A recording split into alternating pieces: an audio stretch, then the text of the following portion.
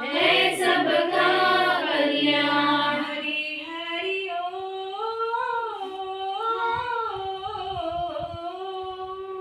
हरि हरि ओम। गुरु गुरु गुरु गुरु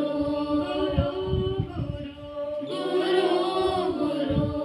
बोलो सद्गुरुदेव भगवान की जय। आज के आनंद की जय।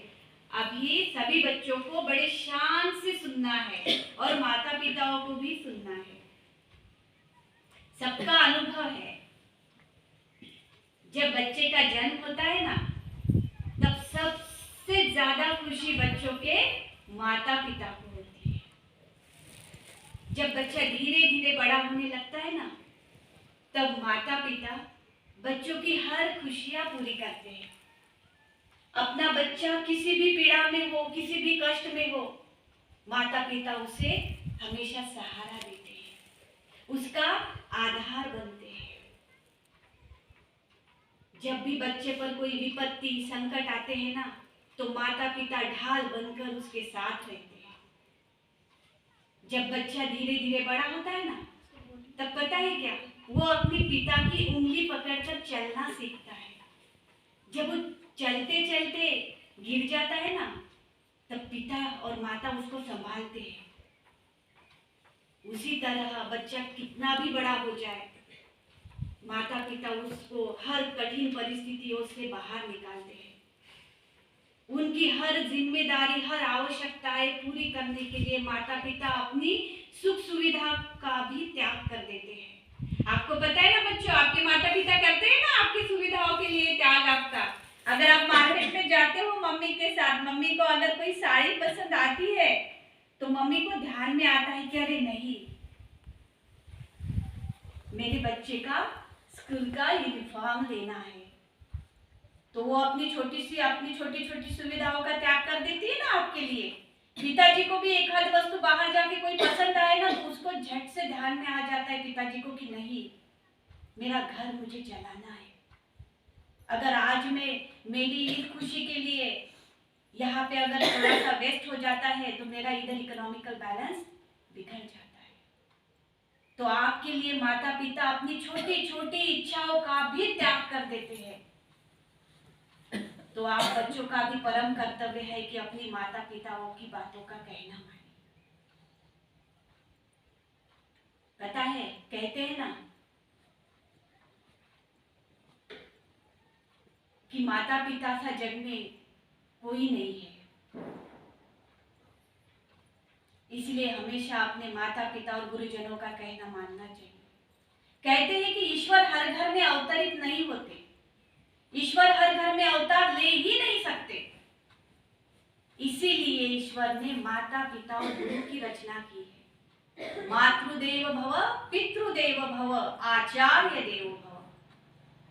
बच्चों का सबसे पहला गुरु उसकी माँ होती है। उसको अलौकिक शिक्षा उसके माँ से ही उसे प्राप्त होती है। बच्चे का जन्म होते ही अच्छे संस्कार माँ से ही बच्चों को मिलते हैं। और लौकिक शिक्षाओं के लिए गुरुजनों का द्वार तो बच्चों के लिए खुला ही है। अलौकिक शिक्षा के साथ साथ लौकिक शिक्षाएं भी आपको गुरुजनों से प्राप्त होती है। इसीलिए माता पिता और गुरु का सदैव आदर करना चाहिए, उनको प्रणाम करना चाहिए। जो बच्चा अपने माता पिता को रोज झुककर प्रणाम करता है ना, उसको एक दिन सारी दुनिया झुककर सलाम करती है, झुककर प्रणाम करती है। अपने माता पिता का सदैव कहना मानो बच्चों, वो आपका भला ही चाहते हैं। अगर वो आपको डांट भी दे, फटकार भी दे, या आपको एक मार भी दे, तो भी उसमें प्यार छुपा है। आपके लिए हितैषी भावना छुपी हुई है अपने माता पिता की, क्योंकि माता पिता से बढ़कर कोई अपना हितैषी इस जग में नहीं है।